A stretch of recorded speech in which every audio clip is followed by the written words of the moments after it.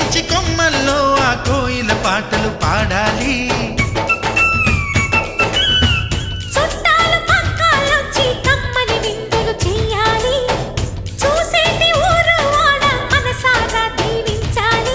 నలుగురు కలిసి చేతులు కలిపి మన కలలన్నీ పండించాలి.